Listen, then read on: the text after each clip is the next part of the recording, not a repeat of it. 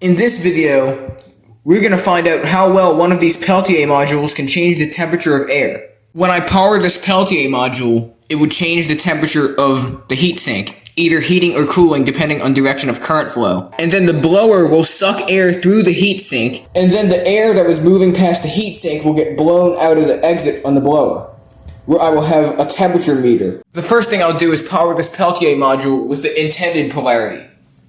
This side gets cold, this side gets hot. So the heatsink side is going to get hot, and the hot air is going to get blown out. So this is like heating.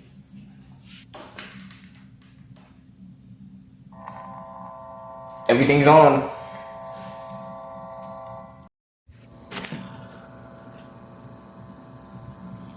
Temperatures are rising.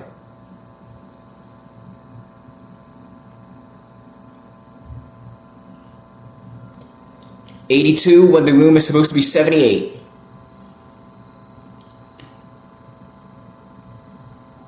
Looks like it's not really going to go much higher than 83.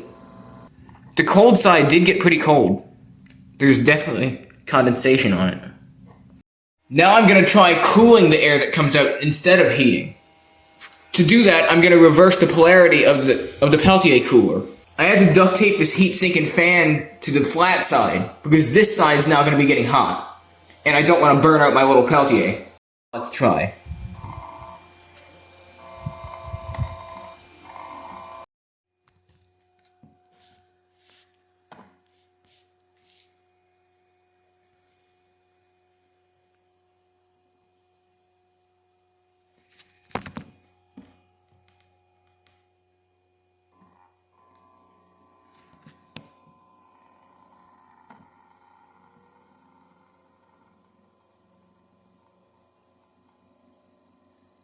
It's cooling.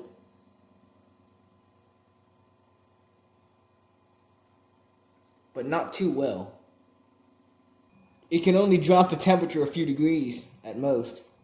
So from what we saw today, Peltier coolers are not very good at changing the temperature of air. If you did want to build an air conditioner with Peltier coolers, you should probably use a bunch of them and also have a really good cooling setup to blow the heat away.